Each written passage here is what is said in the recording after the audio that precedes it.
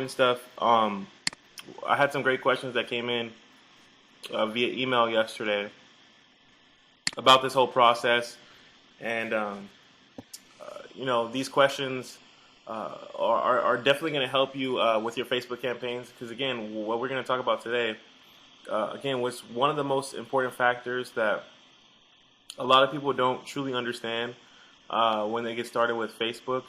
The concept of scaling out versus scaling up. And that's one of the biggest things that's going to separate yourself um, from the other competitors that are in your marketplace that are running ads, and yourself. Are you going to have success with this? And really, it's really going to come down to you truly understanding how Facebook works. So let's see if I get my text edit working.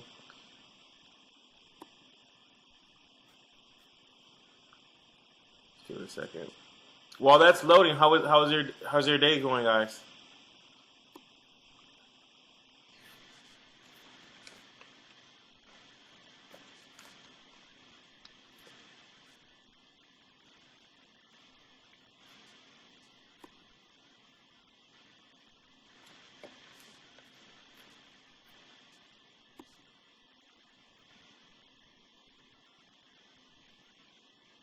Hello.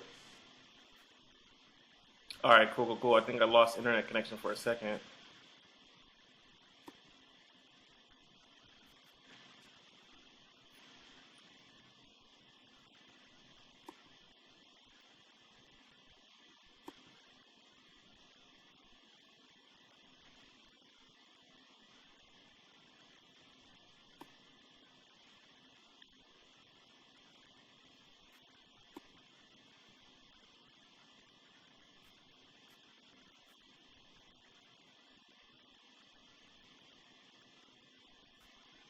All right, share says pretty good so far. Sorry, my internet is going slow.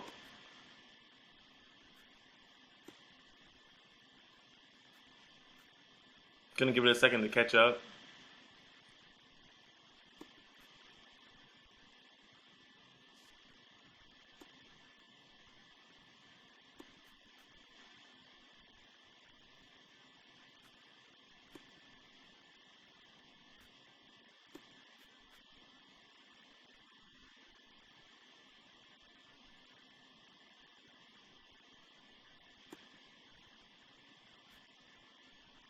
All right, so I'm just gonna use this document because it's taking forever for my text edit to open up. So let's get started.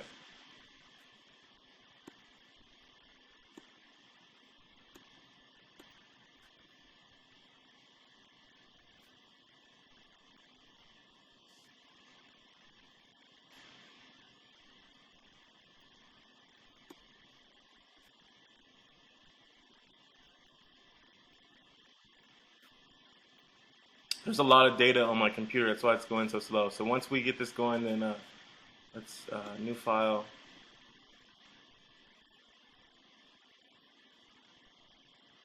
All right, cool. Now we're in business. All right, cool, cool, cool. All right, so welcome to day 4. Now, again, I have some important questions that came across my desk from last night's training. A few people who were watching the replays have got started with their campaign, and the first question that I got was someone started a campaign. I believe it was like in the men's health niche, and their cost per lead. I think their initial cost per lead was around like 30 cents a lead. All right, so 30 cents per lead in the men's health and fitness niche, and basically what they were asking is there a way to lower their cost per lead. So first of all, I want to address something, right? Your cost per lead is going to vary for every niche, right? The more advertisers that are advertising on your specific keyword or your specific interest on Facebook, the higher your ads are going to be, right? So number one, again, if you're going into a competitive market, um, the niche that I'm in right now, again, or the interest that I'm targeting, there's not a lot of advertisers that are targeting it, right? Because they don't really truly understand the niche. So there's not a lot of people who are targeting it, right? So that's why I'm able to get um, cheap leads, right? So what I'm going to share with you guys today, again, is a way to get around this. Is you want to start thinking laterally, right? And what I mean by that is, um, what are some of the under the surface keywords or interests, right? Because Facebook uses interests that you can target and still hit your target market.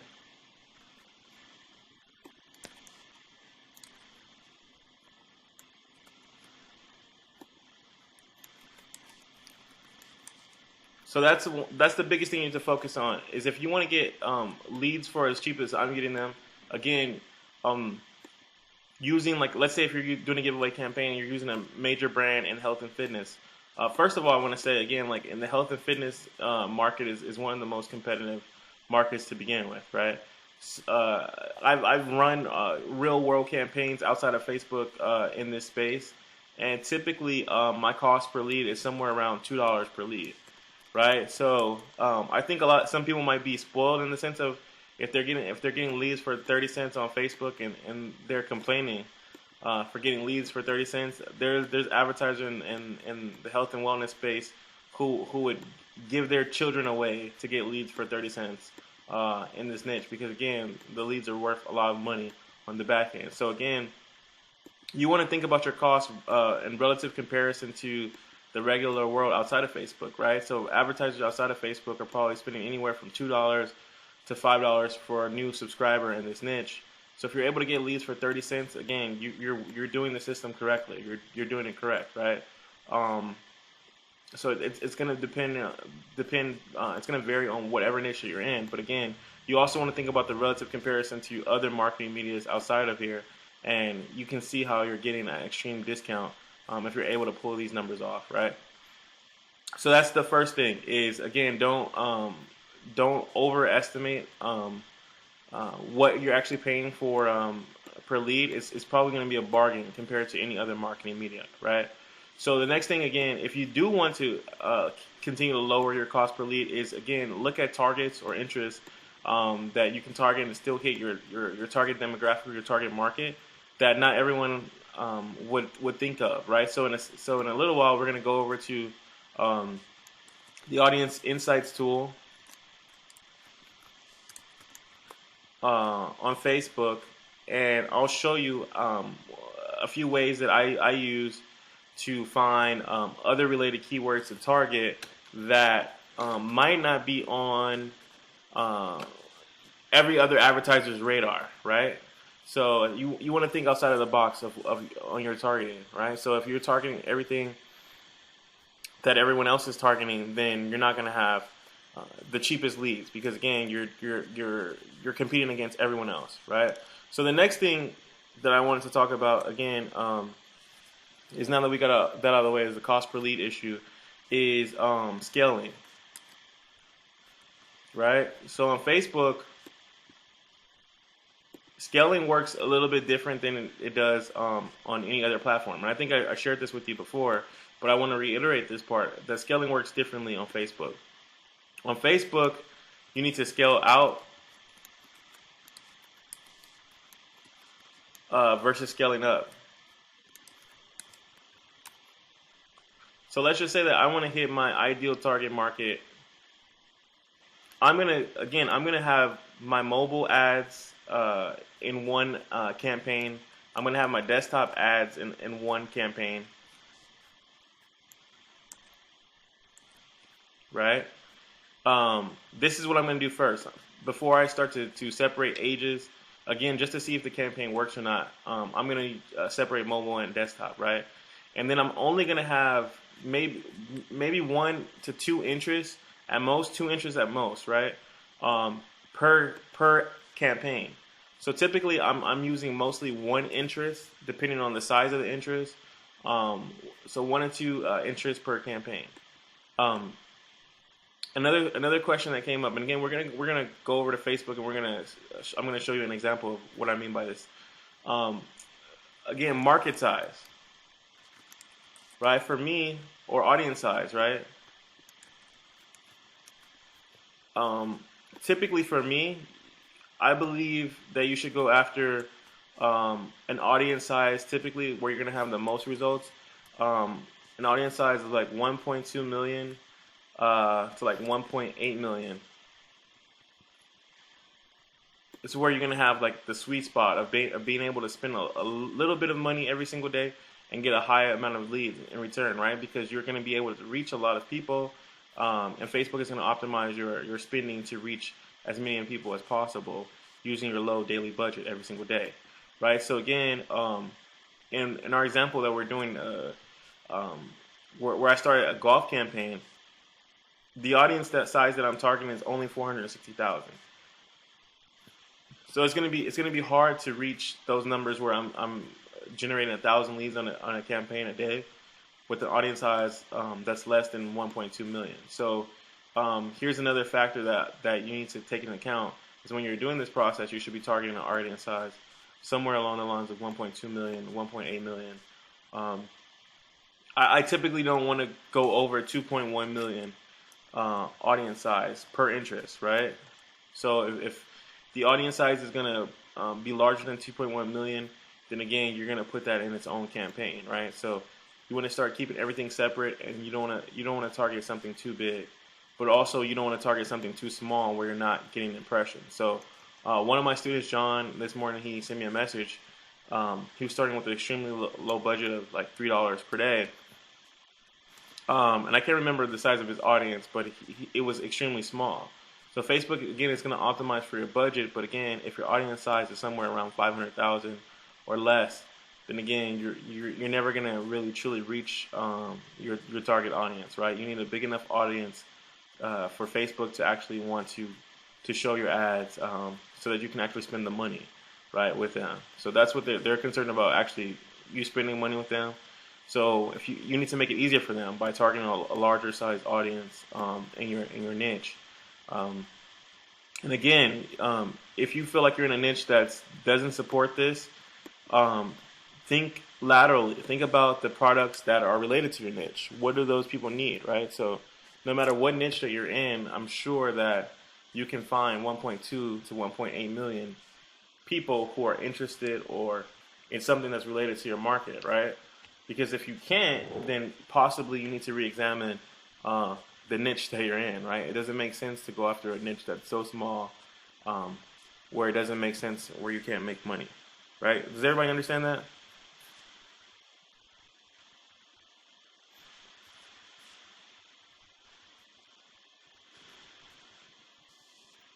All right, cool. Everybody's following along? Cool, cool, cool. All right, cool. So again, let's go over to Facebook really quick. And I wanted to give you guys an example of scaling out versus scaling up. So right now, before this webinar started, um, we had several campaigns. I had several different ads that were promoting my Hairfinity offer. And again, I paused some of them today, just to because they were competing against some of the newer ads that I started in front of you guys' face. They were competing against them, and basically they were fighting for impressions. So this is one of the reasons why, again, you want to separate your interests. Um, let me give you an example. So when I initially started this campaign, I'll show you the targeting and what I mean by competing against yourself. So this is a mobile ad that I was running, or that I am running, right?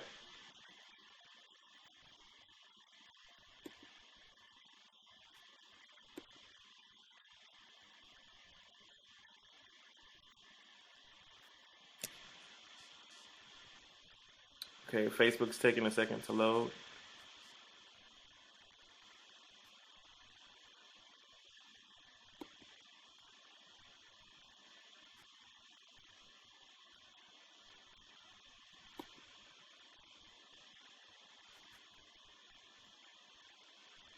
All right, there we go. All right, so when we look here again, here's you can see my audience size is about 1.5 million, right?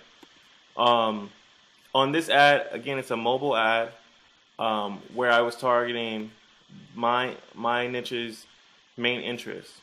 So in this example that I started the other day, where I started to build out an ad in front of you guys' face, just for illustration purposes, so you guys know how to do this. Here's the ad that I started the other day. Um, because this ad shares the same interest,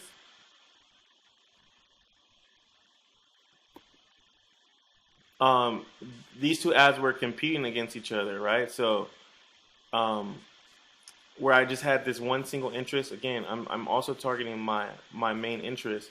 So this ad is still competing against the current ad that I have. So typically, what you want to do on Facebook is, again, every ad campaign that you have, you want to have one interest, one unique interest per ad campaign, right? So um, when you're scaling this out. And again, if you're marketing in multiple countries, then again you can use this strategy, but again you would just change the country. So I know certain people out there where they teach Facebook, and they have you put interest, use the same interest multiple times.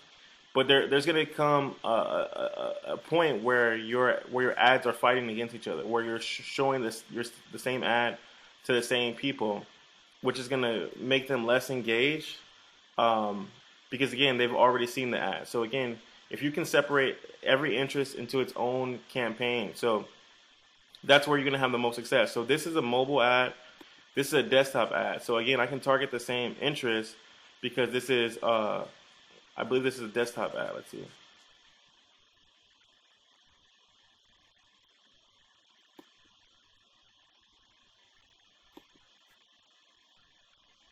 Okay, cool. So this is the example that I was talking about, right? So these two ads have been competing against each other. So you can see the click-through rate on this ad is 7.2%, and the click-through rate on my other ad is about 10%. So Facebook is gonna, I don't know how it's determined which one is gonna have the better click-through rate. So what I'm gonna do today, again, I paused the wrong ad to show you guys. Um, but yeah, so tomorrow I'll have the right ad paused. I paused the wrong ad. I had two ads that were competing against each other, so I paused one of them, right? But or actually, I'm sorry, I misspoke. Um, so again, we're talking about the scaling out process. I'm sorry, guys. We're talking about the scaling out process. We're gonna go to the audience insights tool in 1 second. What I found in the audience insights tool was that my interests, hair affinity, the vitamins, that one of the biggest things that my audience was also interested in was Essence Online Magazine, which is an African American women's magazine. So again, I'm getting cheap leads for this targeting because again, I'm thinking outside the box. Most people who are like in my space who will be running ads to these women wouldn't target a magazine, right? So again, if you want to get cheap clicks, if you want to get cheap leads, think outside of the box in the terms of your targeting, right? So if you can find a way or find things that your target market is interested in outside of the traditional keywords like lose weight, let's say if you're doing a weight loss product, right? Outside of lose weight or lose belly fat or Weight Watchers, or outside of the things that any normal person would think of off the top of their mind, that's what you want to target. So again, this ad is actually performing well. So again, I misspoke. This ad is performing well. Again, 7.2% click-through rate, which is a higher click-through rate for an audience that, again, I'm targeting a magazine, not necessarily targeting anything to do with the product itself, but again, I'm targeting a magazine that my audience has a high affinity for. And the way that I found that was in the Audience Insights tool. So what we're going to do right now, we're going to jump over to the Audience Insights tool, and I'm going to show you guys how I found that. So 1 second, let's jump over there.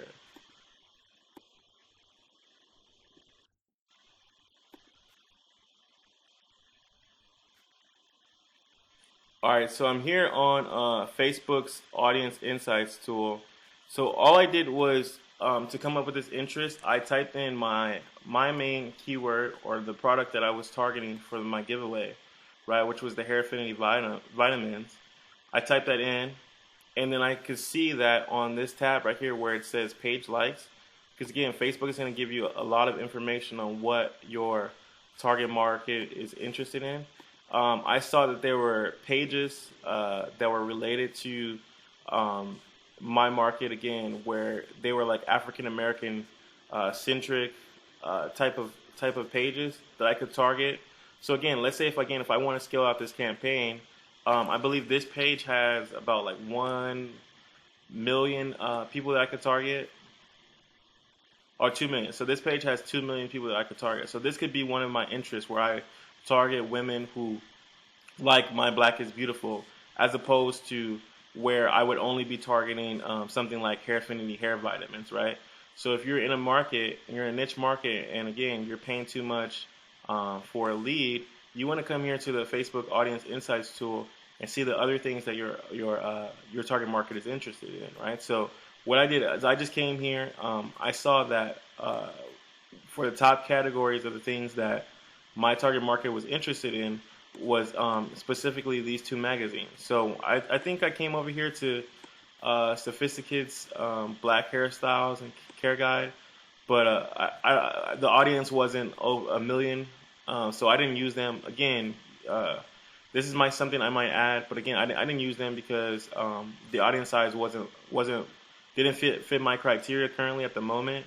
And I opened up Essence Online, and it did fit my criteria. There was 1.8 million likes on this page, so it fits that 1.2 to 1.8 million range. And again, mostly women like this magazine, so I targeted women who like Essence Online magazine. So again, when you're scaling out, you guys will see that in one of my ads, I even targeted like an actress. So there's an artist whose name is Tamar Braxton. And again, when I first started my ad, she was one of the top artists here. Right? So Tamar and Vince. This is a TV show. This is a TV show about her. So entertainers Tamar Braxton Herbert. So I targeted her as an interest, right? So most people wouldn't think about using celebrities who your audience has an affinity for, just targeting the celebrity, their name or their page, or something like a television show that's related to that your target market would like, right? So are you guys following along? Is this valuable?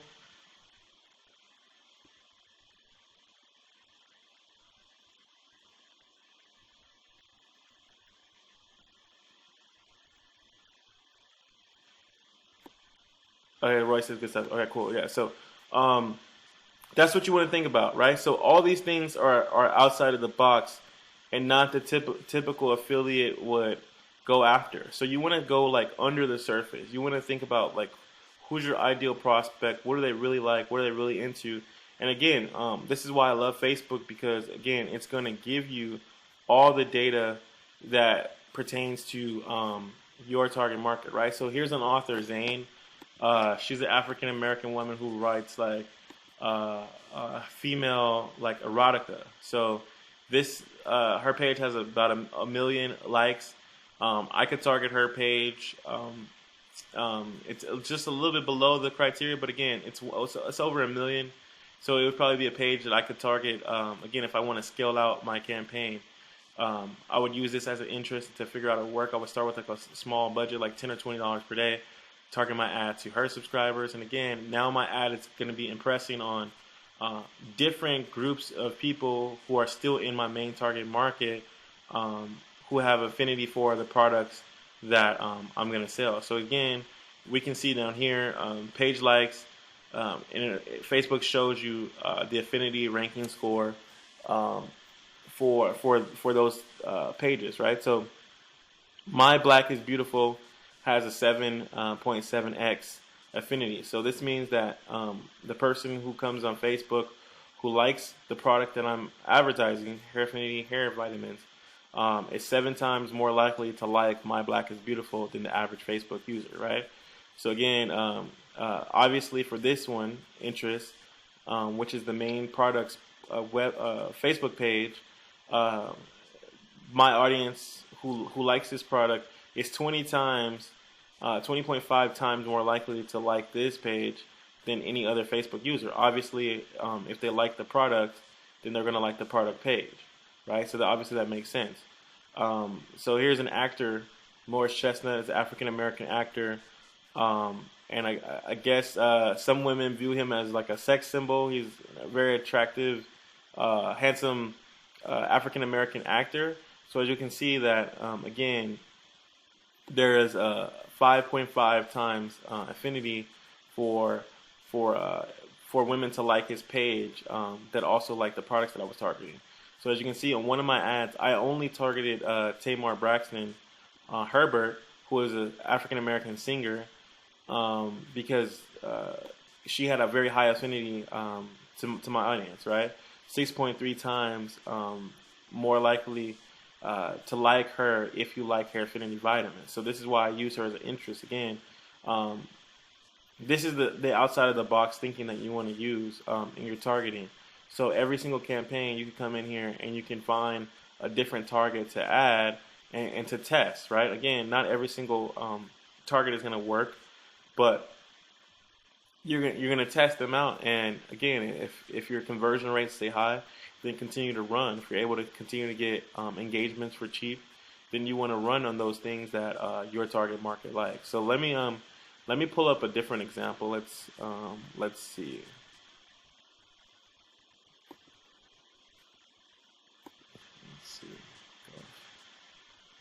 So let's type in golf. So I type in golf, and we can see a bunch of different things. So oddly enough, it says if you like golf, then you like Robin Roberts. And Robin Roberts is a ABC news reporter on a morning news program here in the States. Let's see what else you like if you like golf.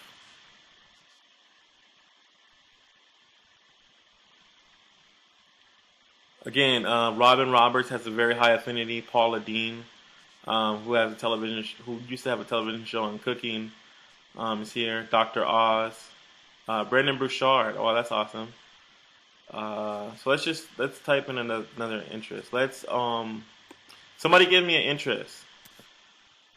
What niches are you guys in?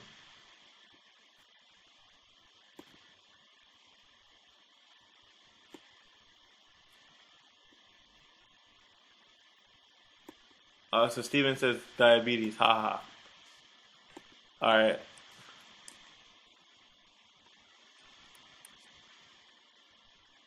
All right. So let me just type in diabetes. I'm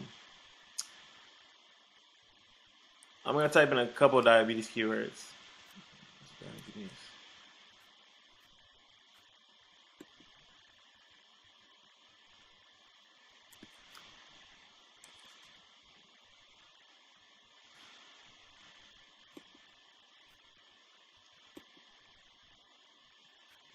All right, so I typed in a few diabetes keywords, and we can see that again, um, the top results are going to be like health and wellness related pages that are related to diabetes. Let me close some of these tabs.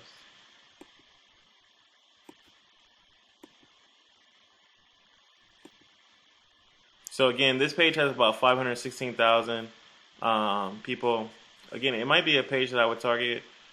Again, typically I like to combine the audience sizes to be about 1 million. So this would probably be the case where I would have 1 or 2 interests here in the actual ad category.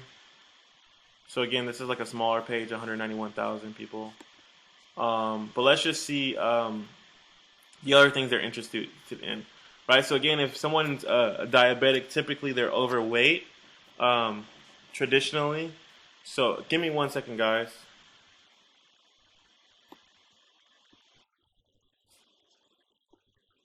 Sorry about that, guys. So we're back here. So again, like I was saying that if someone is a diabetic, typically they're going to be overweight. So as we can see, the top health and medical pharmaceuticals page is inspired to lose, right? So again, if they're overweight, typically people who are overweight want to lose weight, right? So we can see this page here, inspired to lose, is one of the top targets. But again, if we scroll down, we can see again American Diabetes Association. These are probably typical things that most affiliates would target. So I probably would stay away from them. But let's look at something like the Southern Ladies Cooks, right? So again, this is a personal blog, Facebook page. Has 831,000 people here. This probably be something I would probably target because again, it's probably off the radar for most affiliates. Most affiliates wouldn't even think about targeting this page. Most affiliates probably wouldn't even think about targeting that page, right? So again, we can see the high affinities that this interest has. Again, most of them are going to be like weight loss related.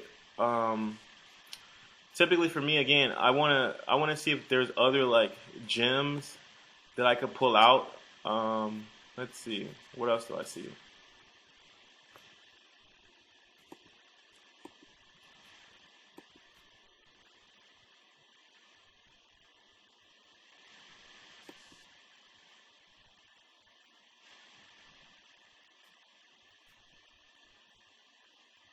So again, something like this, the Hallmark Channel probably has like a large audience, right? So 2.2 million people, right? So again, this might be something that I would like target just as a test, right? Because again, we can see that this is something that people who are diabetics have a high affinity for. They're probably like an older demographic of people, typically, and they probably like watching um,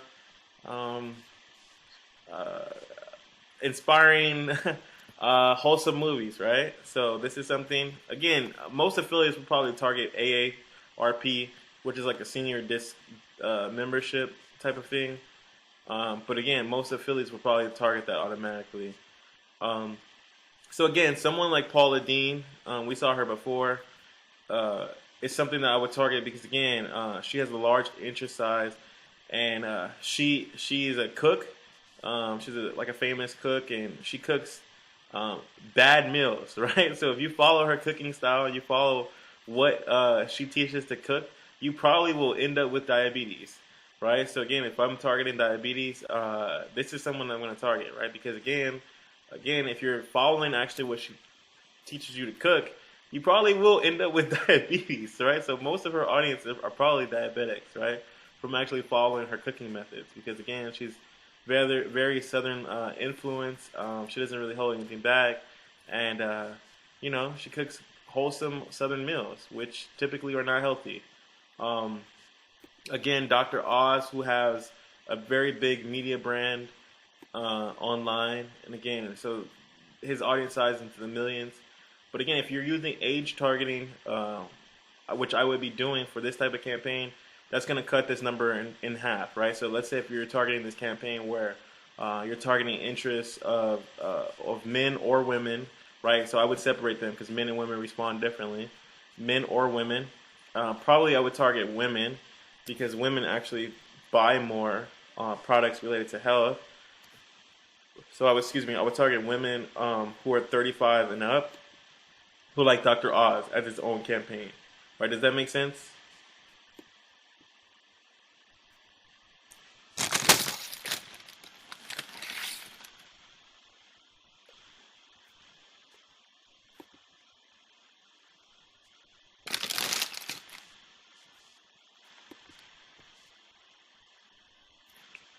So Hudson says, are you only able to target black women in those additional interests? No, I mean you can add um, uh, behavior or I think it's called a behavior interest, where it's like the person has a higher affinity for African American. I can't remember what it's called on Facebook. But there's a way to target race on Facebook. But again, you don't necessarily have to, because again, we're doing direct response marketing. Your ad is gonna speak to the person who's interested in them. People who are interested in it are gonna click, right? So cool. So someone give me another audience or another niche that they might be in.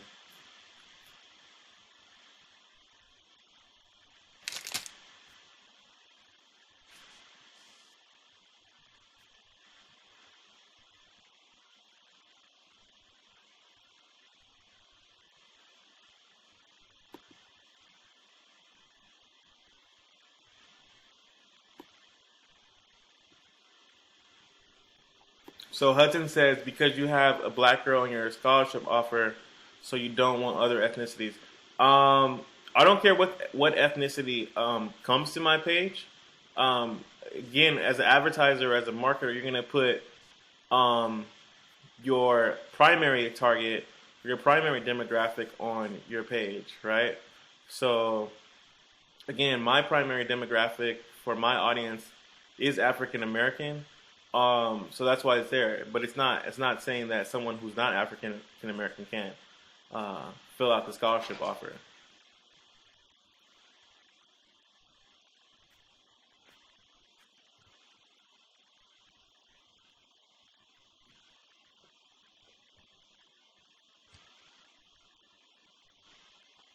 Cool. Someone else give me another niche. Or do you guys got it? You guys are ready to make $1 million?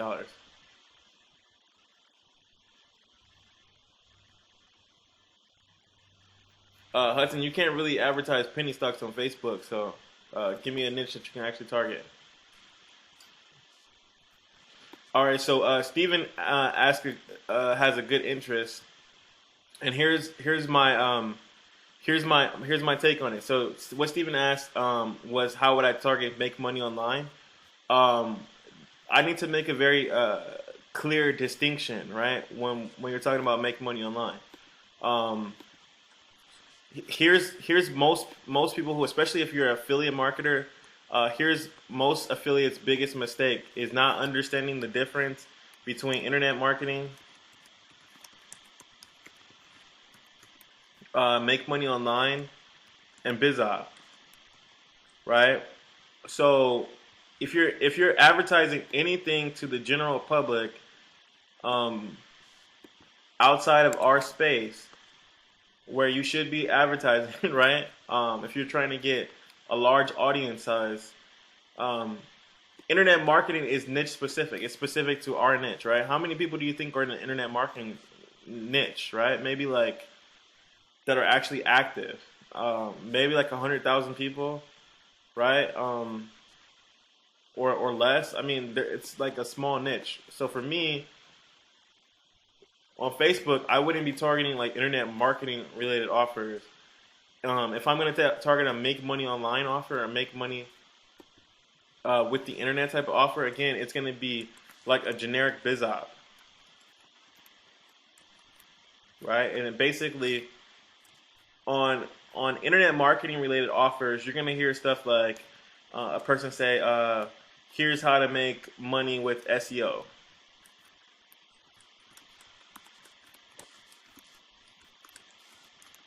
Right? But on a generic biz op, they might use a different angle where it's like uh, here's how to make money posting links on Google, right? Because again, no one outside of internet marketing knows what SEO is or all the stuff that we talk about. Um, those are like insider keywords, or those are insider words or lingo that we use in this space because we're in the niche, right? So the average person outside of our niche doesn't like give a shit about like what SEO is because they don't know what it is, right? Um, so if you don't understand that distinction, then it's hard to target make money online, right? So now my second question or my second thing that I pose to most people is there are three huge markets that I think that everyone should target. Um, and it's gonna sound so basic when I say this, right? These three markets again, most people already understand them, which are BizOp, which has to do with making money, health, right? That could be weight loss, fat loss, muscle gain, muscle building, whatever. Health, anything that's health related, and then relationships, like how to get your ex back, how to get married, how to find out if he's cheating, how to find out if she's cheating, right? Dating, right? Anything that's related to relationships. Um, those are the three markets that you want to typically go after, because they're natural human behaviors. They're natural things that all humans need to survive, right? So understanding that, um, I mean, for make money online stuff, like you could literally target anything, and make it work, right? Because again, it's a human behavior. It's gonna come down to the angle that you use, right? So the angle is actually more important than the audience if you're using a make money online offer, because you literally could target anyone because it's a general interest thing, right? Making money, saving money, it's something that universally applies to almost every single human being, right? So I think that the question of how do you target make money online or make money is almost like an immature question in understanding advertising, because it's something that you could target anyone, right? It's just the real question is like how do you angle it, right? That's the hard question. That's the question that you should be asking. How do I angle this to fit any audience, right? Because again, like what's to say that I can't target tap dancers or jugglers, right? I mean, don't they want to make money too? Like, or Christians or Buddhists, or not, maybe not Buddhists because they're maybe not Buddhists, but Muslims or people who want to lose weight, right? So again, your angle is the most important thing when you're marketing a make money online product, because again, make money online is something that applies to you. I mean, not make money online. I'm sorry, make money in general is something that applies to every single human being. Does that make sense?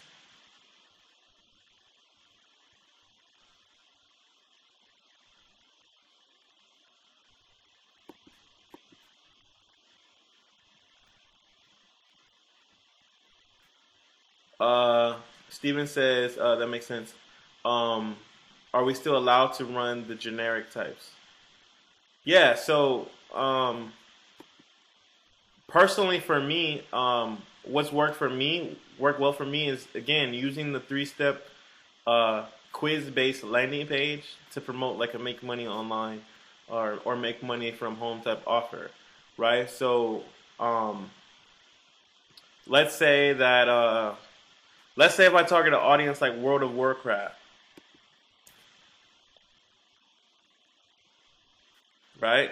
Let's just say I wanted to target gamers, right? So there's there's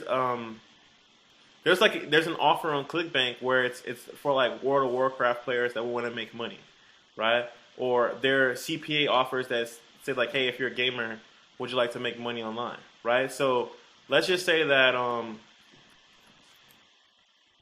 I had a page like this, right? And let's just pretend that it doesn't say scholarship zone right here. It just has a picture of a 19-year-old uh, white male here, right?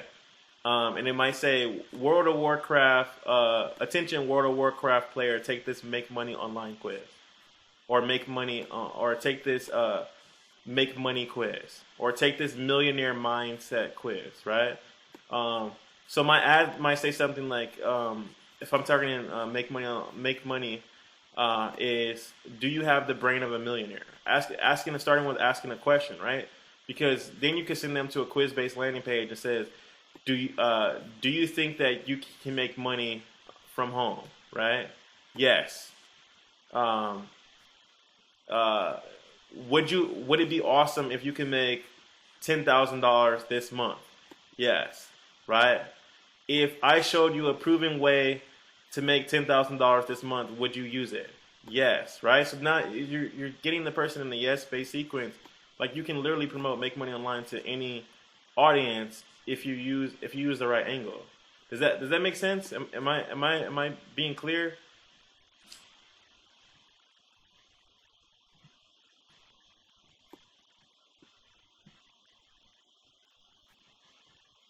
Right. So you're not gonna promote like get rich with penny stocks. Timothy Sykes makes turns $100 into 1.2 million. You're not gonna run an ad like that on Facebook. Like they're gonna ban your account.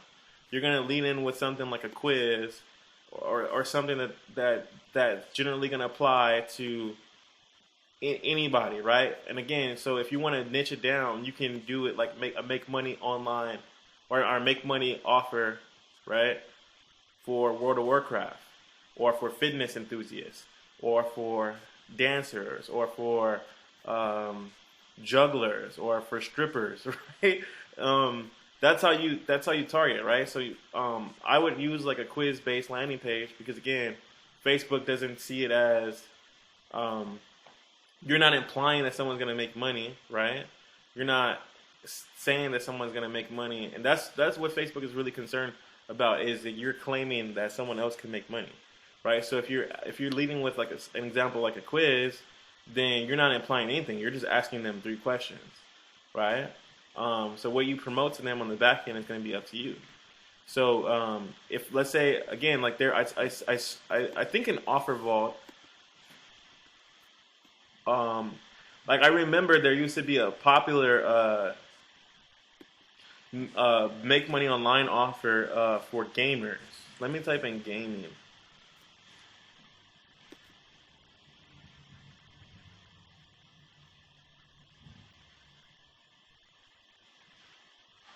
Okay, there's like 18,000 offers.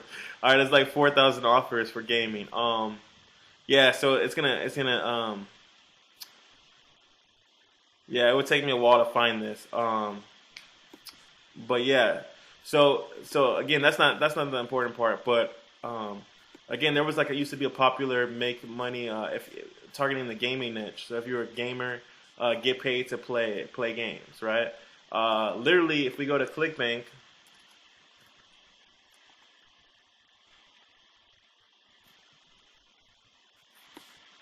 and we go to the marketplace, there's offers that literally work for anything, right?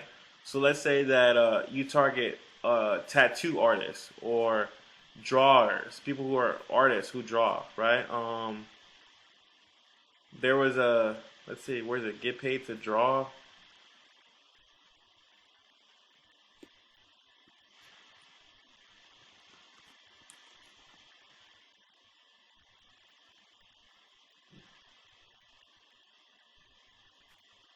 All right, so here's one, right?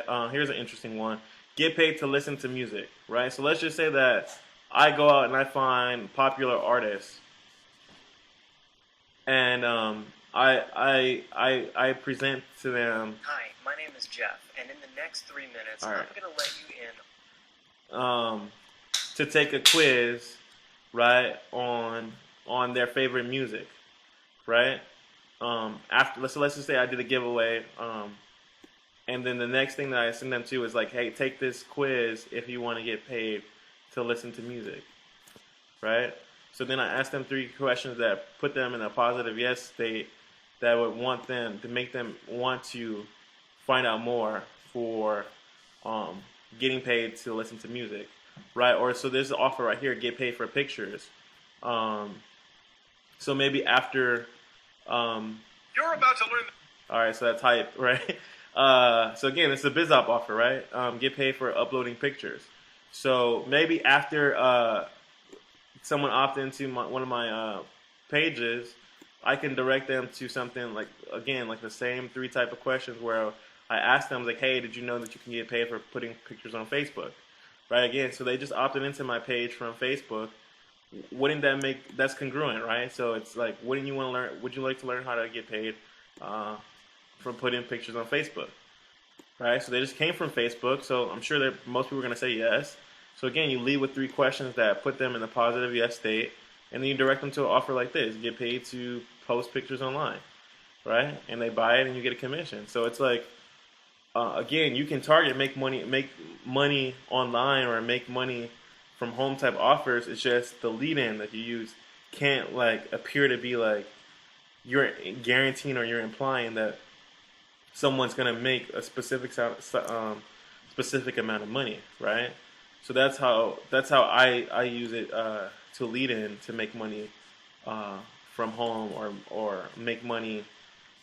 I hate saying make money online because again, BizUp is not just make money online. Um, Make money related offers, right? So that's how I do it, right? So again, you call out to the specific audience that you're targeting, and that's how I would promote it, right? That's how I would target it. So again, the targeting doesn't necessarily matter um, for a make money online type of offer because again, you can target any type of audience. The only thing that I would do different, right, or the only thing that I would add to my ad is to make sure, again on Facebook when you're setting up your ad, one of the things that you can do is in the partner categories, you can basically make sure that the person, let's see, behaviors, right? So behaviors, you can make sure that the person has purchase behavior of a like let's say a business related purchase, right? So let's say if I added that to the audience size, that would bring the audience size down. So again, like so for what I just was targeting right here, it was like um, the audience size was about like 8 or 9 million. It went down to like 90,000 people who like World of Warcraft, who's made a business purchase in the last like 12 months, right? So you guys see that?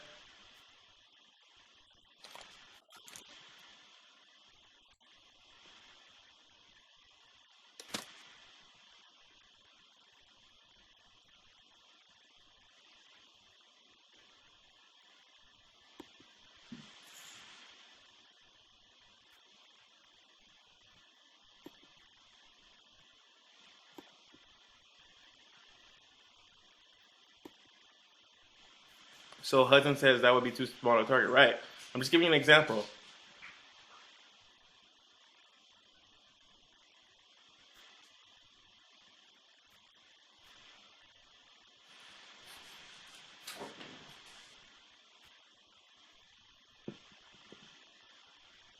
right? So I'm just giving you an example. So Hudson said that would be too small a target.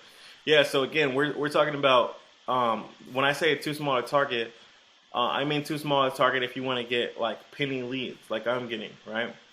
Again, you can target any interest size that you want to target if you can afford to target them, right? Does that make sense?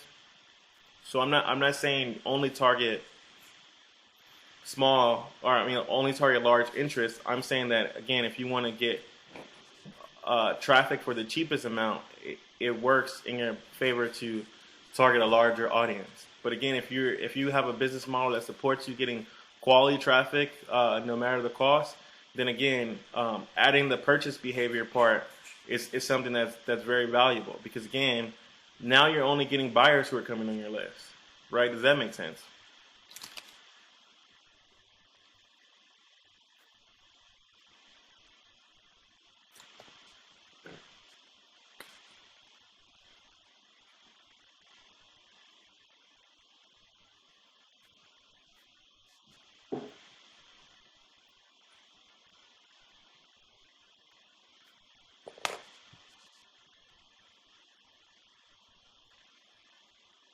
Cool, cool, cool. I love it when you guys participate.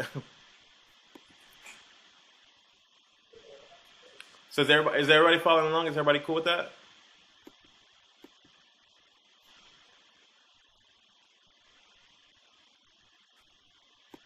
Cool.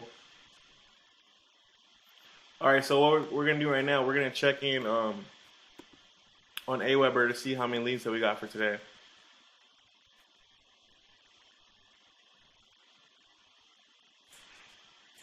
So 1,400 leads from Facebook today. Um, I'm gonna test some interesting stuff tomorrow with golf. I've been like reading some magazines to figure out where uh, the actual biggest audience size from golf is. So for me, I was targeting the United States, and what I found today in some of my reading and understanding the niche now is that some of the biggest audience size actually comes from Ireland. So what I'm gonna do is I'm gonna create a separate Facebook ad that targets Ireland, so that my audience size can actually go up, right? Because I think that uh, uh, the United States was like the third or fourth most popular region for golf, and Ireland was number one. So again, understanding your target market, right? So for me, the reason why my hair campaign is having so much success, again, I'm targeting women who live in the United States predominantly. I'm only targeting women that live in the United States because this is where the biggest audience size is, right? So again, if you're targeting the market and you discover like you're targeting just the U.S., it might take you actually targeting a different country because again, like so I found with golf that it was like the third or fourth most popular country for or a geographic region for golf. So let's just say that I was doing some type of soccer giveaway. Maybe I found like a Cristiano Ronaldo jersey that he autographed or signed, and I wanted to give away to my audience, right? So a soccer related offer. My main interest probably shouldn't be the United States, or my main targeting country shouldn't be the United States, because again, soccer. I mean, it's popular in the United States, but it's not one of the most popular things in the United States. I might have better luck targeting a different country where soccer or football, as they call it outside of the U.S., is more popular. So again, that's something that you should take into account too, as well. It's like not just thinking about your audience targeting, but also thinking about the actual geographic targeting as it pertains to your ads. Does it even make sense to market in the country that you're marketing in if you want to have the maximum amount of results? Does that make sense?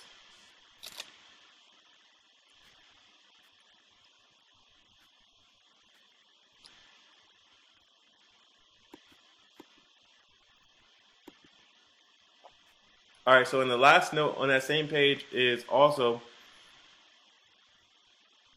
one of the things that I'm going to be getting into next month really heavily is foreign countries, marketing in foreign countries. So again, the average affiliate is lazy. Lazy, right? Affiliates are lazy.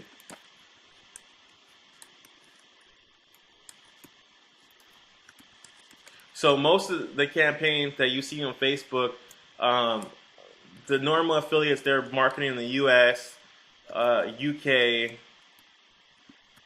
Canada, Australia, right? So for me, when a lot of people ask about BizOps, I know a lot of BizOps super affiliates just because, again, I've been in this space for like 8 years. And most of the top BizOps super affiliates are having the most success in Brazil. Brazil is a strong market for BizOps, right?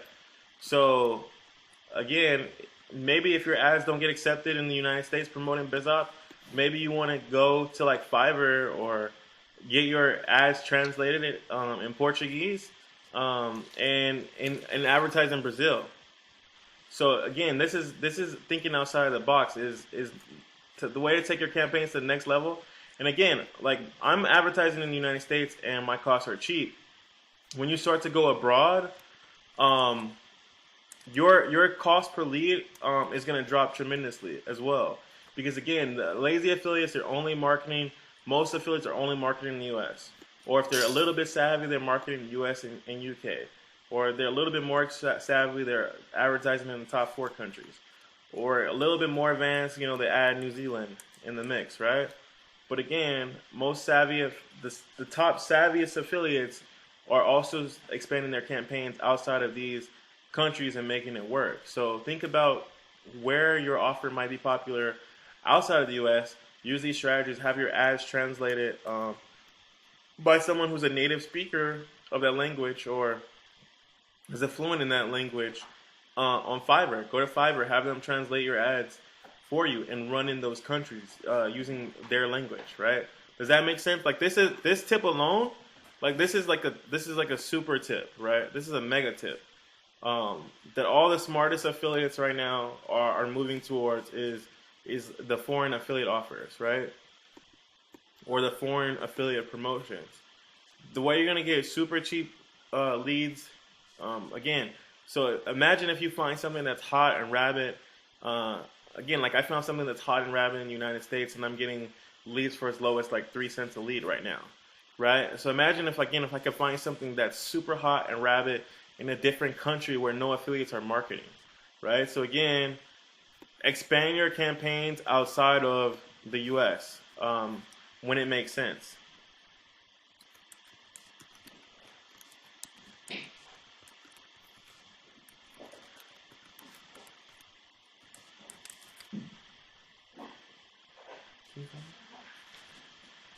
So again, this is the biggest tip that I can give you tonight: is expand your campaigns outside of the U.S.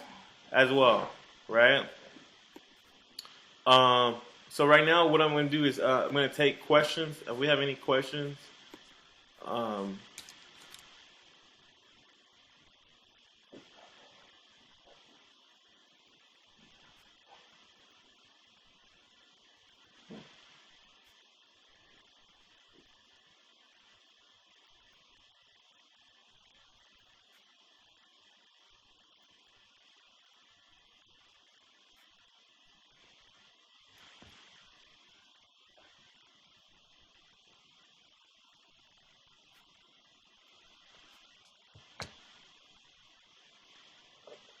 no questions.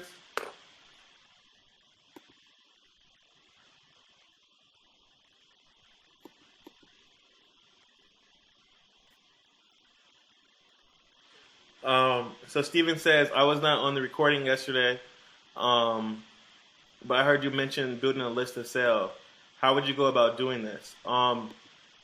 So if I wanted to sell my list right now, there's a couple different routes I could go. Again, I could just go to like Flippa or a site like that and just put my lead generation site up for a sale and sell the list with it.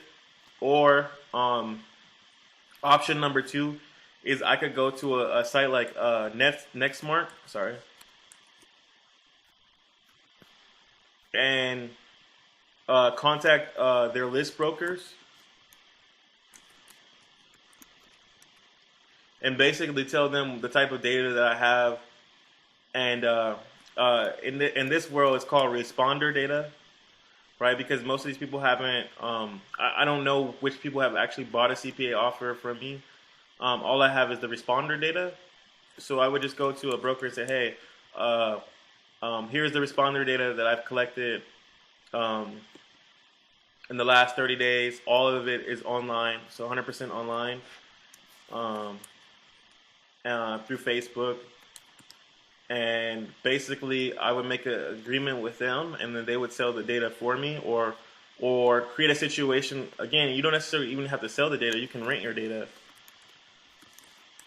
right? So you can have a situation where the list broker is you're brokering solo ads for you, where you're selling solo ads to your list, or mail drops, or again, if you're smart. You might want to take it one step further and start collecting like mailing addresses as well once you have the lead on your list. And once you start doing that, then again you can start doing direct mail to your leads, or have the list broker set it up where people rent your list to mail direct mail pieces to your leads, right? So that's another way to do it. And let's see, the final way to do it is just going to a CPA, or I mean, there's still more ways to do this, but I'm talking about the most mainstream ways to do this. Is going to a CPA network and telling them that you have partials, right? So partials um, in whatever country that you're building leads in, right? So I would say go to a CPA network and say, hey, I have U.S. Women partials in health and beauty, and just ask them how much would they want for them, or how much would they pay for them, or do they buy partials? And they're probably going to want to know, is it just a name, email, phone, or what information do I have? And again, depending on which data you actually collected from your leads, would determine the price that they're willing to pay for a record. So again, in most situations like this, they will just even like lease, or where you'll still be able to keep your list, but again, you just download a CSV file of your leads, and you once they pay for the leads, you send it to a copy of them.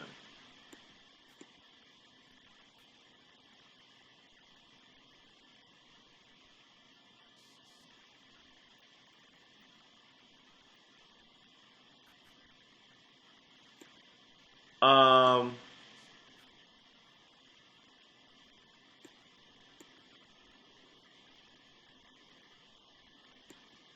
Yeah. All right, so here's so Fleming has a question. He says, "I'm not sure if this is a good avenue to ask this question." And again, I'm very transparent. He says, "I'm not sure if this is a good avenue to ask this question, as it's pretty sensitive and may affect the other coaching students.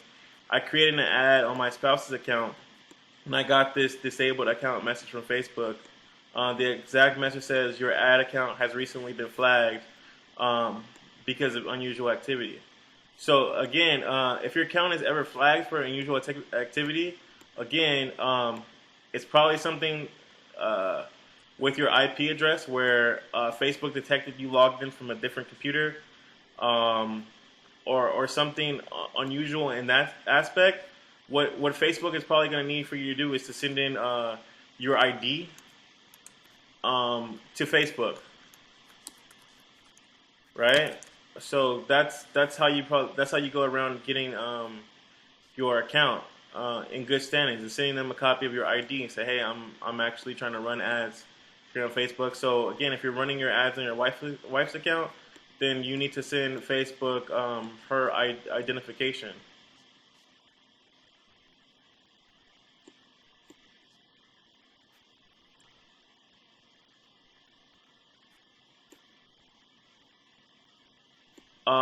So Steven says, awesome. How much would Nextmart buy for? I mean, again, it depends on the data. It depends on the niche. Everything's going to vary.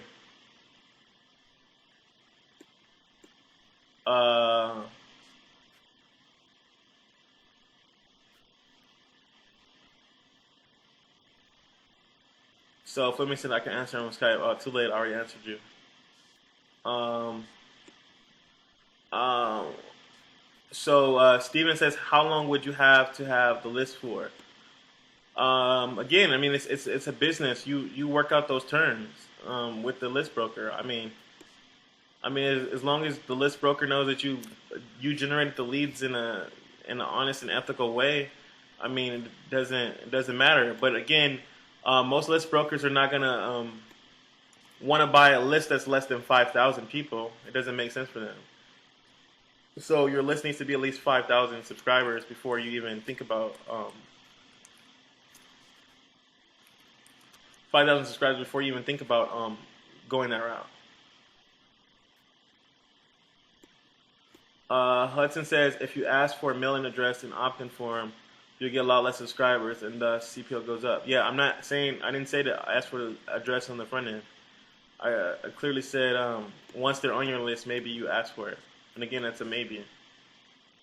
But again, I mean, the more information you have on your subscribers, the more valuable the lead is going to be if you're trying to sell your list.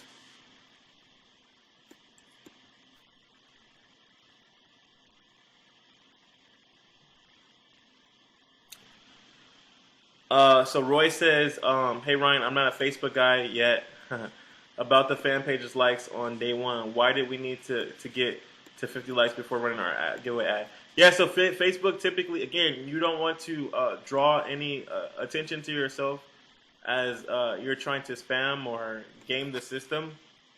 So you need to show Facebook that you're actually a legitimate advertiser, right? So again, if you're building a long-term sustainable business, then you need to start with likes.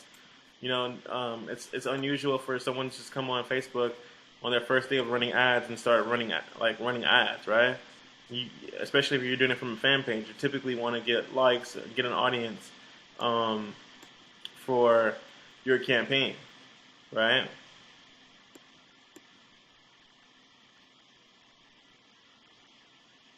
Yeah, so Fleming says, I did that already. Wife's ID, credit card bill and address, name all matches, just I need to wait. Yeah, so are you logged in from some like weird IP? Are you hiding your IP? Are you using a proxy, using a server? All those things I need to know. So again, yeah, so for me, when I had Facebook review my ads account before, it took like 2 business days before I was back running. Um, but yeah, it was like once I sent them my ID, they looked at it, they saw that it was real, then everything was cool. What did you start marketing, by the way?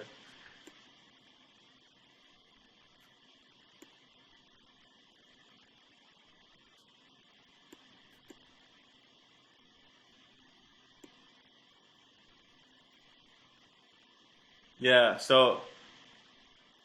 yeah, so Fleming said you started with diabetes again. Yeah, so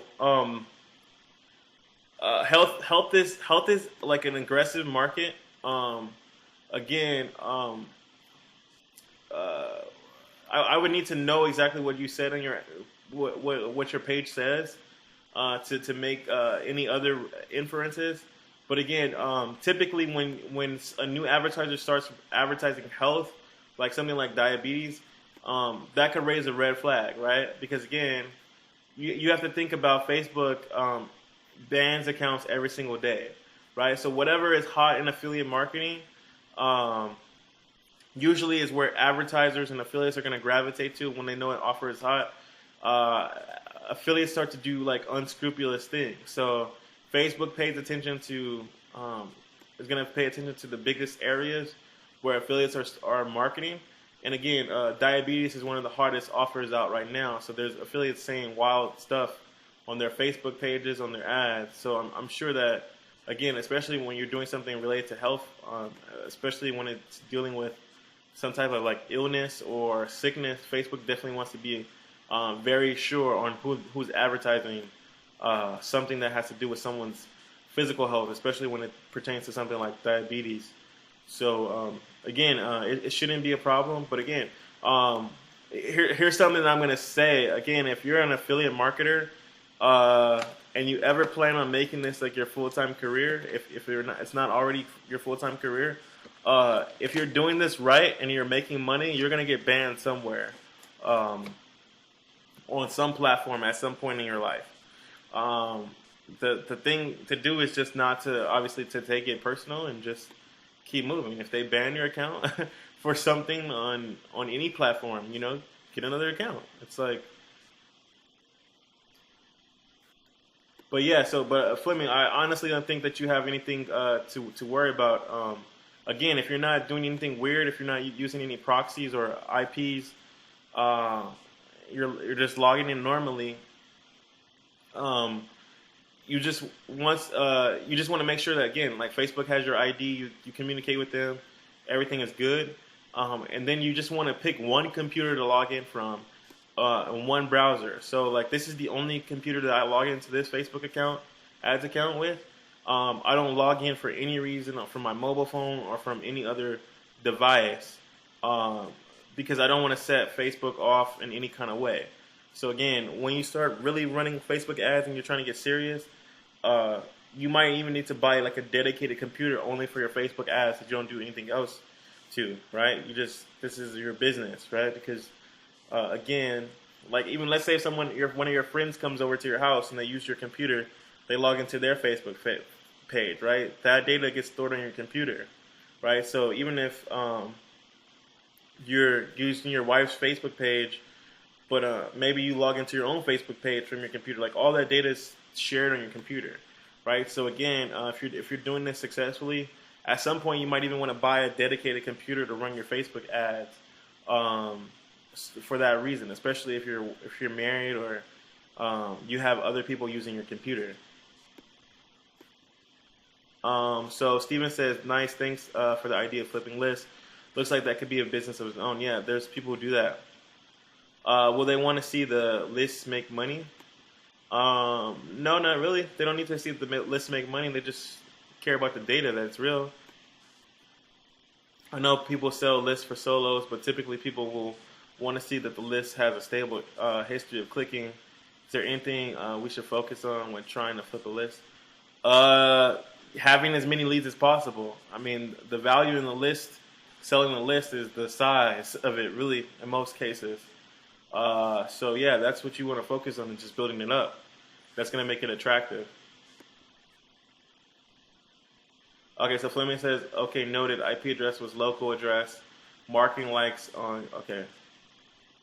Yeah, hot market. Thanks for the tips. Yeah, gotta go do stuff with family. Thanks for the info. All right, Roy. No wonder log in from both mobile and laptop. Yeah, so for me, like, I only log in from this computer. I don't even log in from my phone on this Facebook account. For that very reason, because again, Facebook is super protective and super advanced when it comes to like identity matching and storing cookies. So for me, it's something that I just train myself not to do. I don't log in from my mobile phone. I don't log in from any other computer. This is the only computer. So even let's say if I'm out somewhere else, because again, like this, my business is relying upon my Facebook account. I make sure that I log out of Facebook before I go to anyone else's IP address. I'm very strict about it, right? So again, like this is the only computer I use and the only IP I use Facebook on. I know that sounds like crazy, but again, for that very reason, I learned to just try and keep that stuff in pocket, you know.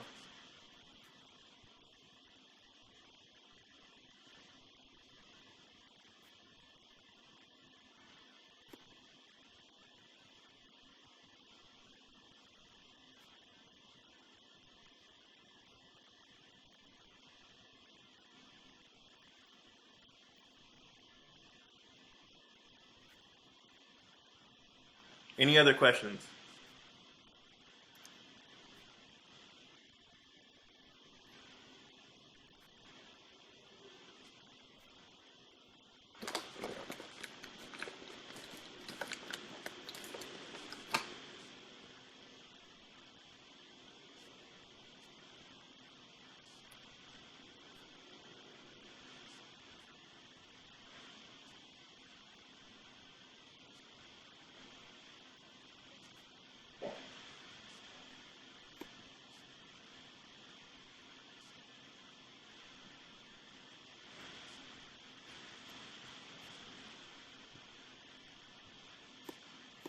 Are the majority of leads for the scholarship offer coming from the actual follow-up email you send, or is it from the thank you page?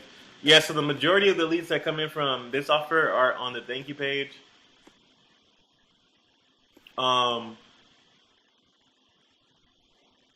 Yeah, so most of the leads that I've generated for the scholarship offer are leads that converted right away. I've only mailed my list this offer once. And it's not in the follow-up campaigns. So like 90% of the money that I made from scholarship offer is coming in right away.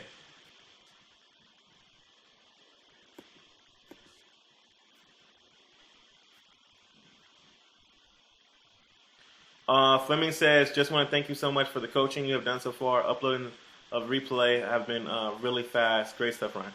Yeah, I try to get it uploaded within a few hours. I mean, it takes about an hour to export the video completely, and another hour to like have it uploaded. So the second we jump off the webinar, I'm exporting the video files and trying to get them imported. So again, I'm trying to do this very quickly. for you guys because again, I know that you guys, not everyone is able to attend these webinars daily, so that's why I try to get them up quickly for you guys. So Hudson says, is scholarship offered the most successful one of the campaign? For my affiliate marketing stuff, I will say that this Hair Affinity campaign, in terms of leads, is the most successful as far as like leads are concerned. But again, this actual Aweber account is a test account. Again, I wouldn't. It would be dumb for me to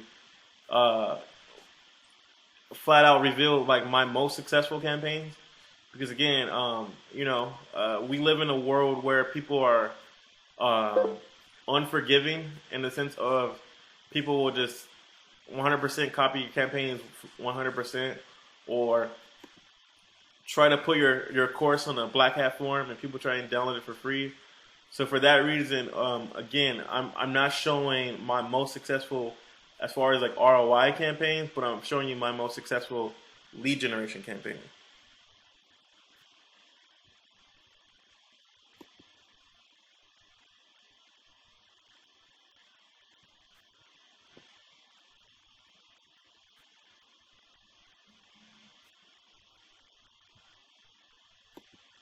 Now, if you want to pay me 10 grand to find out what that campaign is or what those campaigns are, then shoot me an email.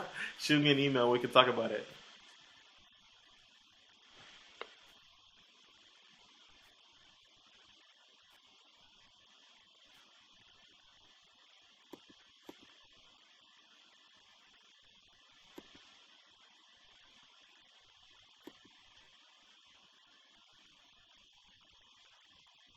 Yeah, so Hudson, again, I'm going to be testing a bunch of stuff this week as far as like the back end of this campaign. But I mean, for now, I'm just focusing on if I'm making more money than I'm spending, then that's all I'm truly concerned about. Again, like it doesn't take me. I don't spend any time on this campaign really any per day. Like it just runs on autopilot now. So again, most days it's at least $100 plus profit. So for me, it's just an autopilot income stream now.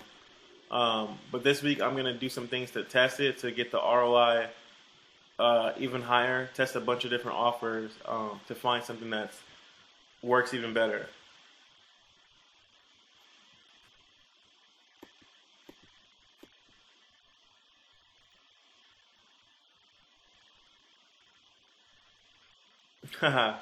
Cher says $100 plus per day from a thank you page to the quiz landing page. Then to the offer is solid. I'll take the autopilot monkey. Yeah. So so all this income really has been 100% hands off, right? So again, once I set up the ad once, again I split tested 3 different offers initially, which was on day. As you can see, the first, which was the 3rd day, I started this campaign December 2nd. So I split tested. It went live December 3rd, and I tested like 3 different offers, and then I came up with this one to run a scholarship. So as far as like the adjustments on the back end, I haven't really made any adjustments. And again, so I spent close to like $1,400 now, but again, I've made $4,400 just from this offer alone. And again, there's other offers that I made that are actually in the email follow-ups where I actually made like another like $1,400 or so. So again, as far as the leads are concerned, just with the other offers alone, I recouped my ad spend. So I'm at least $4,400 in profit. And again, this is not a campaign that I have to do anything to. Like the money just comes in every single day that the ads run. So for me, again, $100 plus passive day income stream. I mean, most people would kill for that, where you literally have to do nothing. Like I don't have to do anything. I just make sure the ads are running.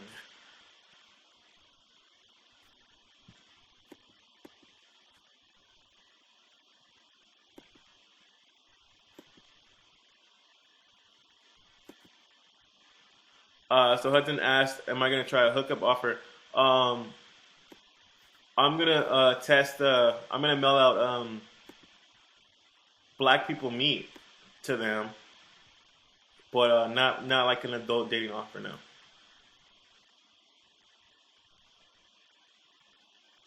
Because again, mailing out to my list, I found out most of them are Christian women, so I wouldn't want to promote like a adult dating offer. But again, I found that out through emailing them Christian related content, and I got a huge response mailing out Christian related content.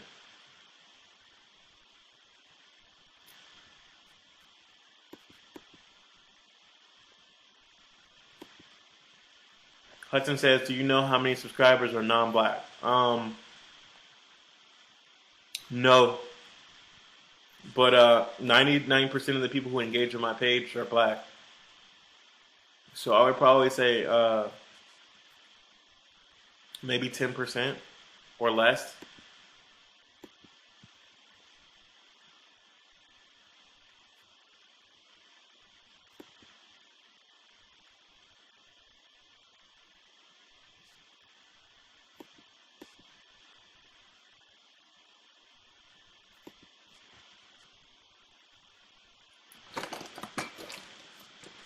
So Hudson says, "How do you know most of them are Christian?" Well,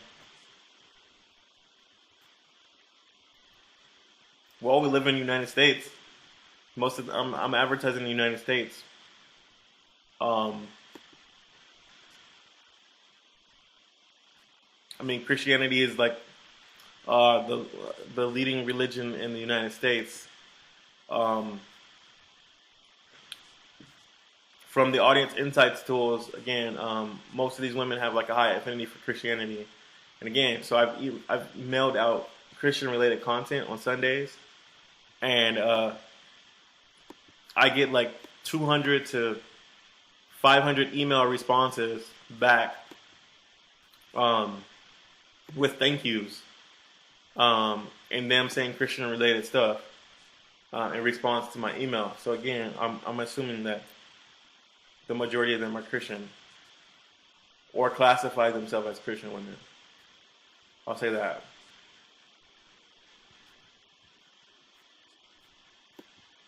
And again, it's another thing with really understanding the demographic because I'm in that demographic, so to speak. I mean, I'm not a woman, but I'm an African American male. And again, most of us were raised uh, by our grandparents with Christian values.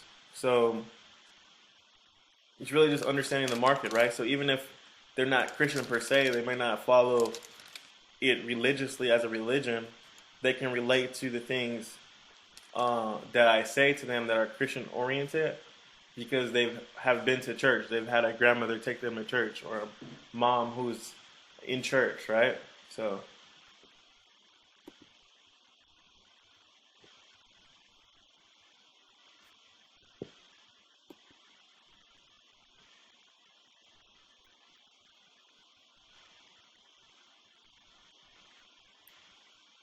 again, if I have to say anything else, um, it's really just about knowing your market. Um, there's no there's no science really behind my campaign. It's really just understanding your market to the T. And there's going to be no market that you understand more than the demographic that you're already currently a part of.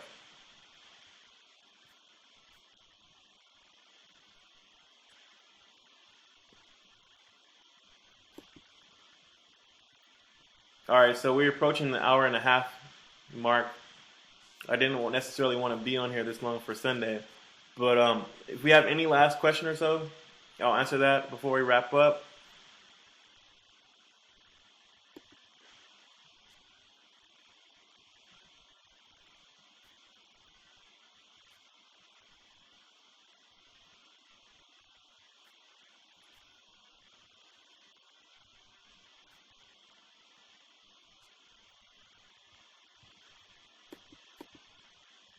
Cool. Yep. So since we've been on here for 4 days, I think that we've generated like I don't know over 5,000 leads for sure. We can see right here this last 2 days, 30 almost what 3,300 leads in 2 days. So the day before that was like another 1,700, and the day before that was like another 1,700. So yeah, I think we're well over 5,000 leads. Tomorrow we'll probably be cracking 7,000 leads or so. Um, but yeah, so um, we'll be on tomorrow and keep rocking. So other than that, I'm going to end this webinar now and get you guys this replay. So